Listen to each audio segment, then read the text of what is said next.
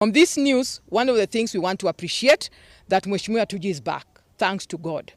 However, it should be taken into record that even as a community, we have not been excited because of the turmoil that he has gone through, the frustration he has gone through. As said earlier, this is a man who has been a cabinet secretary in this nation, a member of parliament. He is known as a man of repute even in this community, and that is why we have come in our numbers. We are pleading, whichever forces are behind whatever he's going through, let there be a stop. We have courts of law. Let him not be frustrated. We see him on media, up and down. Kindly, if there is anything that is involved in, let the due course be taken and let him be treated with the respect that he deserves. We love him as a community. We have seen what he has done.